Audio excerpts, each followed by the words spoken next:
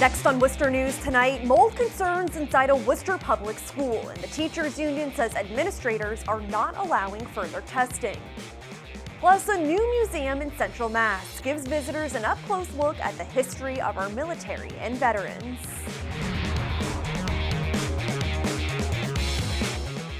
Good evening and thanks for joining us. I'm Olivia Lemon. Another gloomy day in the city with rain off and on, but could we see it clear up anytime soon? Let's get a first check of our forecast with meteorologist Pamela Gardner.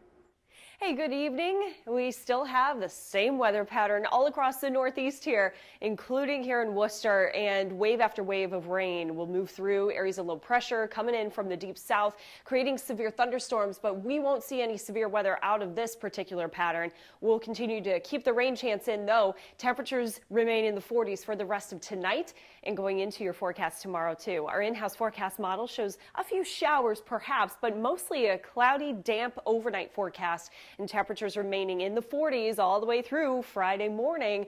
To break it down this evening, clouds and areas of drizzle. 44 degrees, some patchy fog overnight, more rounds of drizzle, 43 degrees, and some more 40s for the morning forecast. Patchy fog with very slow improvement as we go into your weekend outlook. Coming up in just a bit when we'll see that sunshine again. The Educational Association of Worcester is bringing growing concerns of mold in a Worcester public school to the school committee. They say the administration will not allow further testing, but they want to change. Our Rosalind Flaherty has the latest. The Educational Association of Worcester believes there is mold inside of Columbus Park Preparatory Academy.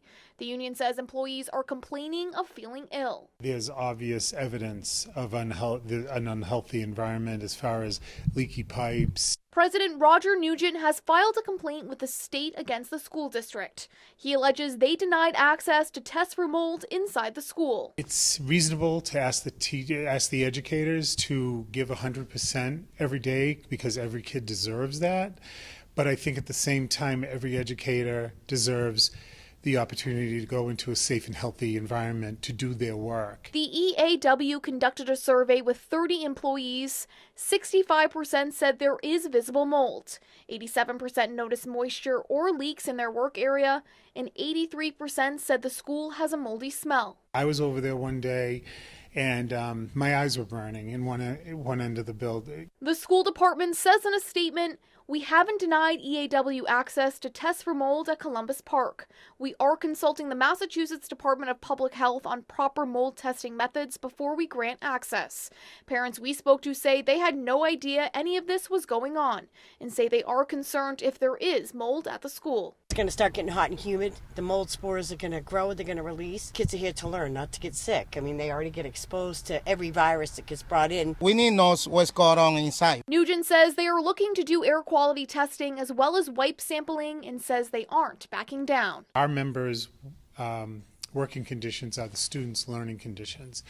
And that's just not just a slogan. That's very true, telling if you think about it.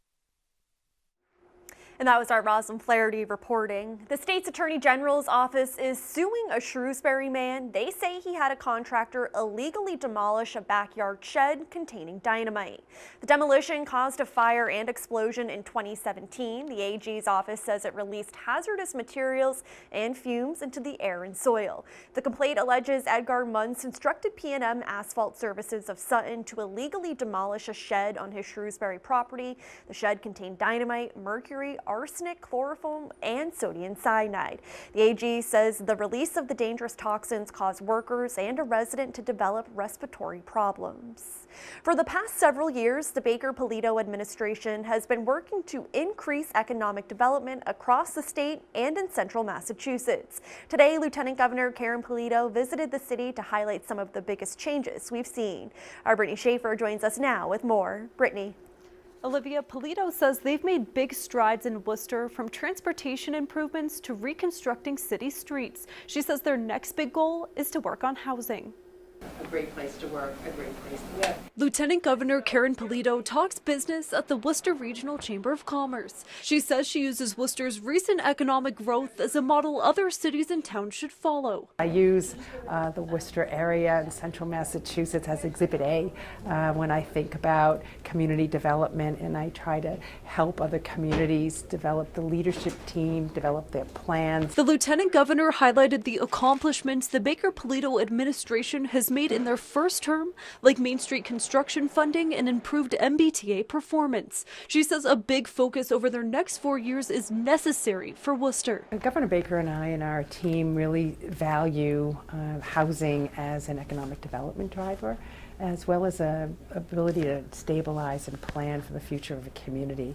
The administration has a proposal called the Housing Choice Initiative. It would allow local officials to create more units of housing through a simple majority vote instead of a 2/3 vote. If we can change that to a simple majority vote, more communities will be able to adopt zoning measures that will create more units of housing. As density and the population grows, it's important we have a range of housing, and the housing study that we're going to roll out in October will show best practices and strategies on how regionally we can create more housing. Polito says the benefits of improving housing in Worcester will expand to all sectors of the economy. More competitive in a commonwealth that provides more options for people to have a good, affordable lifestyle here. More people are really seeing the promise of Worcester. Polito says their goal is to create 17,000 new housing units in the state each year through 2025. Brittany Schaefer, Worcester News Tonight. Some Worcester police officers are now wearing body cameras. The department's pilot program kicked off Wednesday. 20 Worcester police officers will have the cameras through November of this year. The cameras came from Arizona-based company Axon, which is not charging the city for the 6-month trial. Cameras will be mounted on the chest of the officer while recording audio and video. They will then return to the department headquarters where they will upload the footage from their shifts.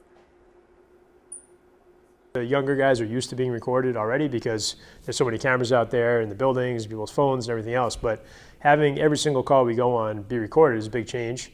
Although I don't think it's going to radically change how we do our jobs. I think it will change certain things about how things go at court. Obviously, there's a lot of evidence that's going to be obtained from these cameras, so it'll be interesting to see how it goes. And Axon also sent the city 20 extra cameras in case of a malfunction. May is American Stroke Awareness Month, and many area doctors are working to make sure people know the signs and symptoms. Doctors say not all strokes can be prevented, but up to 80% may be by doing things like not smoking, making healthy food choices, and treating conditions such as high blood pressure. The American Heart Association is hosting their annual Heart and Stroke Walk next weekend to raise money for research. Research can teach doctors more about how people can live longer and be healthier. Fundraising usually intimidates people, but even just $5 or $10 goes a very long way. For if everybody in the community donated $5 or $10, it helps research and preventative medicine. And the Heart and Stroke Walk is May 11th at Quinsigamon Lake Park. Celebrating healthy family nutrition, the Family Health Center of Worcester hosts its first WIC Day. The Family Health Center of Worcester runs the WIC program in the greater Worcester area. WIC is the Women, Infant, and Children program, which offers supplemental nutrition, healthcare referrals, and nutrition education to many women. Today's event included things like food demonstration, children's gardening activities, and prize drawings. The Family Health Center of Worcester says their goal is to improve the health and well-being of residents in the area. We serve diverse community, and sometimes we give out the food like brown rice. Some of the family doesn't know what to use with that, so that today we display the WIC food and how give them some idea about the recipe and everything. And there are 16 family health centers throughout Worcester County, including 5 WIC locations. A new museum opening its doors this week says it will show the history of our military and veterans in the most unique way possible. Today, veterans got a chance to check out the displays of tanks, vehicles, and military artifacts. Our Chandler Walsh joins us now with more. Chandler. Olivia, the museum has some of the most historically significant vehicles. The museum's foundations say they also show the evolution of technology and personal stories of veterans. Nick Johns spent 7 months in this tank fighting the war on terrorism in Iraq. We had several explosions, but this right side, these panels on the side, pretty much destroyed. The Marine Corporal is seeing the A1M1 Abrams tank again at the American Heritage Museum in Hudson. It's basically another home. Slept on it, lived on it. It's one of 85 artifacts the Collings Foundation has on display from World War I to present day. Rob Collings says more than 20 of their vehicles can't be found anywhere else in the country, and 3 of them can only be seen here. I grew up during Gulf War I in high school. I remember the Scud missile story. It's the only place in the country you could see a Scud missile and its launcher. The vehicles come from the Jacques Littlefield collection. Bill Bowler was the collection's president and says the museum is a dream come true for the public. Honors not only the veterans that served in these, but the people who built them and the people who engineered and designed them. When you come in, you're going through things like a World War I trench exhibit, which is a highly immersive theater, to the world's largest object theater. The exhibits took 6 years to make and opened for the first time Thursday.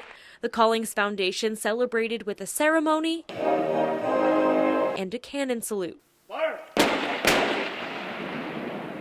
Johns brought his wife to show her a piece of his past. I never thought I'd ever see another tank, let alone my tank. He says he's amazed by how real it all is. It's been, 13 years, but it still feels like it's yesterday.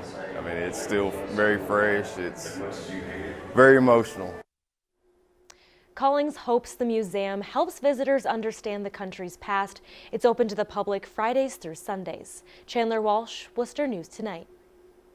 More than 300 Massachusetts high school students get a chance to present projects at WPI Thursday. The Project Lead the Way showcase allows students to display their projects and receive real-world feedback from industry officials. Project Lead the Way is a STEM curriculum and professional development provider.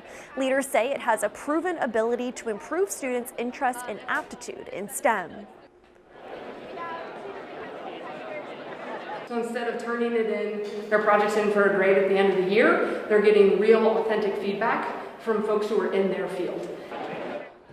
And high school seniors who are committed to studying STEM in college were also recognized by Lieutenant Governor Karen Polito in a STEM signing day. The Queen's Cups in Worcester's Canal District is a 100% woman-owned business. Thursday, owner Renee King Diaz was named the 2019 Young Entrepreneur of the Year for Massachusetts. The U.S. Small Business Administration recognized King for her rapid growth in revenue and job creation. She started the business in her parents' Millbury kitchen shortly after she graduated from Worcester State University in 2012.